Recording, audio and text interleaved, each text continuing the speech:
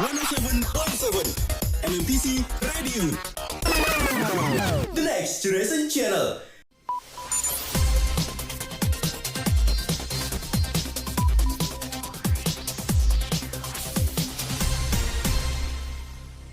Selamat pagi teaser, bersama saya Erika Damaiwanti selama 30 menit ke depan dalam program Indonesia Terkini. Jumlah berita terupdate sudah kami siapkan untuk teaser pada pagi hari ini, di antaranya. Seorang pria ditemukan tewas dengan luka senjata tajam di Palembang. Sering diminta antar uang ratusan juta rupiah, berikut pengakuan supir terdakwa korupsi bantuan sosial COVID-19. Pemerintah Provinsi DKI Jakarta menutup 3 lokasi wisata di Jakarta hingga 18 Mei 2021. Berita pertama datang dari Palembang, Sumatera Selatan. Seorang pria ditemukan warga tewas dengan sejumlah luka karena senjata tajam di tubuhnya. Korban diduga tewas setelah sebelumnya terlibat perkelahian. Tim identifikasi dari Polrestabes Palembang mendatangi lokasi ditemukannya jenazah seorang pria yang tewas dengan luka senjata tajam di tubuhnya.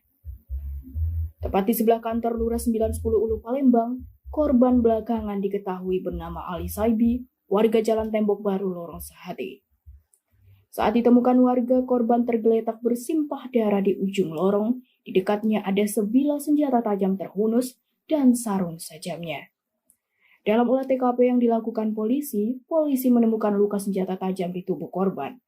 Dari keterangan sementara yang dihimpun polisi dari warga, sebelumnya korban terlibat perkelahian di lokasi kejadian. Karena warga sempat mendengar suara keributan seperti orang berkelahi. Kak, jam berapa Kak tadi Kak? Jam berapa Kak? Asar tadi? Kita tahu tak dia tadi? Duel apa Kak? Tidak tahu itu. Korban tinggal di mana Kak? Ini lorong Korban, Lorong Sati ya? Siapa nama korban Kak? Baby.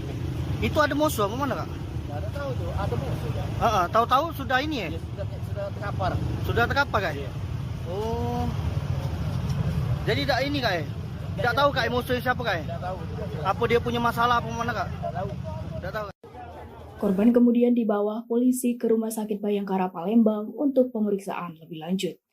Kasus ini kini ditangani polisi dari Polrestabes Palembang. Erika Damaiwanti, MMTC Radio, melaporkan. Berita kedua teaser, sidang kasus korupsi dana bantuan sosial COVID-19 dengan terdakwa mantan Menteri Sosial Juliari Batubara mengungkap adanya peran sopir anak buah Juliari Batubara dalam mendistribusikan uang ratusan juta rupiah dalam kantong kresek kepada pejabat Kemensos lainnya.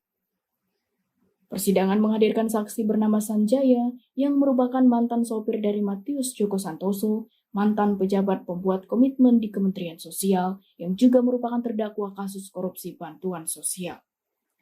Dalam keterangannya, Sanjaya beberapa kali diminta menyiapkan dan mengantarkan uang ratusan juta rupiah yang disimpan Matius Joko di sebuah apartemen untuk diberikan kepada Adi Wahyono yang juga sudah jadi tersangka. Matius Joko Santoso maupun Adi Wahyono adalah anak buah dari Juliari sebagai pejabat pembuat komitmen proyek bantuan sosial COVID-19. Hah? Itu benar. Hah? Itu benar. 3 kali ya? Ya, 3 kali. Saudara ambil di Grand Pramuka. Hah? Grand Pramuka. Grand Pramuka, itu disimpan di dalam koper. Betul Pak. Saudara buka kopernya. Iya. Di koper itu memang banyak uang. Iya. Banyak uang ya. Ada berapa uangnya di situ? Kalau jumlah uang saya tidak hitung Pak, karena saya cuma ngambil yang sejumlah yang diperintahkan Bapak aja. Berapa yang diperintahkan oleh? Pernah 350, 500 gitu. Kadang-kadang Bapak sendiri yang sudah menyiapkan semuanya. Ini kalau berdasarkan keterangan saudara, tadi yang dibacakan oleh penuntut umum, 3 kali yang 350 juta. Iya. 2 kali yang 500 juta. Sekali 500 juta Pak. Hah? Sekali. Masa sih sekali? 2 kali untuk menyiapkan uang 500 juta. 350 2 kali, 500 juta sekali, selebihnya karena udah disiapkan. Coba yang mana yang betul? Sidang lanjutan kasus korupsi bantuan sosial Menteri Sosial Juliari Batubara juga menghadirkan saksi Victorius Siahaan yang merupakan Direktur Rehabilitasi Sosial Korban Penyalahgunaan Korban Nafsa Kementerian Sosial. Victor sempat menjadi pejabat pembuat kebijakan reguler dalam program bantuan sosial COVID-19 selama 10 hari dan sempat menandatangani anggaran persetujuan perusahaan rekanan. Victor menandatangani persetujuan 5 hingga 7 perusahaan sebagai perusahaan rekanan sebagai perusahaan sembako yang ditunjuk oleh Rohiani selaku pejabat Kementerian Sosial. Pada saat itu saya hanya diminta memproses pengadministrasian sekitar 5-7 perusahaan yang mendaftar. Saya tidak tahu, tapi yang pasti yang saya katakan tadi, 5-7 perusahaan itu saya peroleh dari Pak Sekretaris Direktorat Jenderal. Kami akan kembali lagi setelah jeda komersil berikut ini.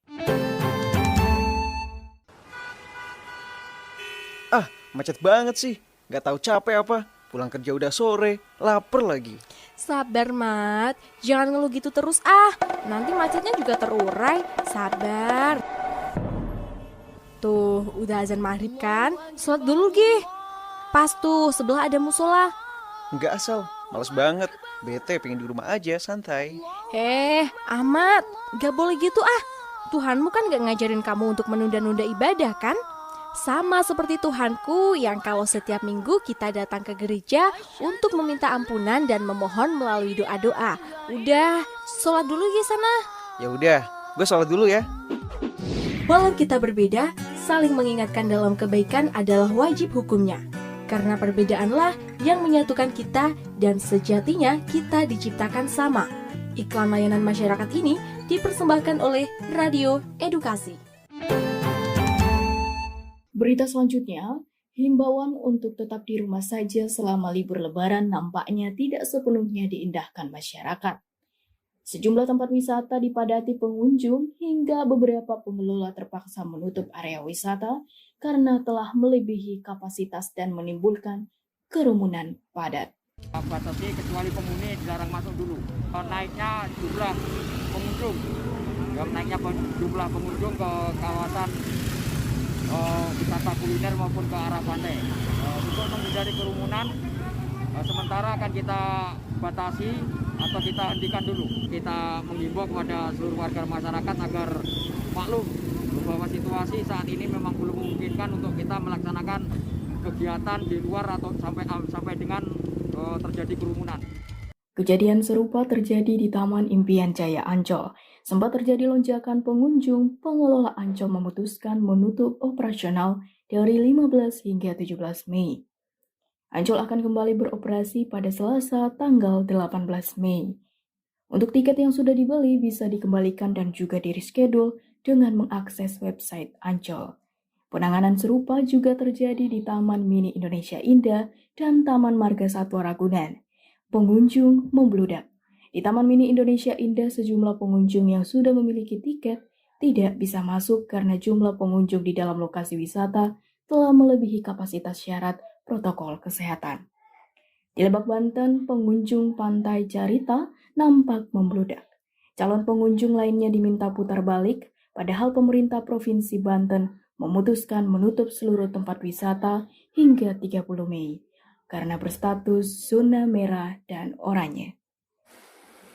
Antisipasi adanya potensi penularan virus dari kunjungan lokasi wisata, Ketua Satgas COVID-19 Doni Mardono meminta seluruh tim Satgas di seluruh daerah berani ambil keputusan tegas pada tempat wisata yang berpotensi terjadinya tempat pelanggaran protokol kesehatan. Kami harapkan seluruh Satgas daerah, terutama unsur Polda, harus berani mengambil keputusan, melakukan langkah-langkah penertiban. Bahkan bila perlu, apabila membahayakan keselamatan masyarakat, lebih baik ditutup saja. Bicara yang terbuka kepada pengelola, dan kita harapkan pengelola pariwisata pun bisa bekerja sama. Karena kalau kasus aktif meningkat, otomatis semuanya akan mundur lagi. Pemerintah memutuskan memperbolehkan tempat wisata dibuka selama libur Lebaran. dengan penerapan protokol kesehatan ketat seperti jam operasional dan pengunjung yang dibatasi. Sedangkan zona merah tempat wisatanya wajib ditutup. Erika Damaiwanti, MMTC Radio, melaporkan. Demikian berita yang dapat kami sampaikan. Dengarkan selalu Indonesia Terkini pada pukul 8 pagi. 107,7 MMTC Radio. Saya Erika Damaiwanti pamit undur diri. Terima kasih dan sampai jumpa.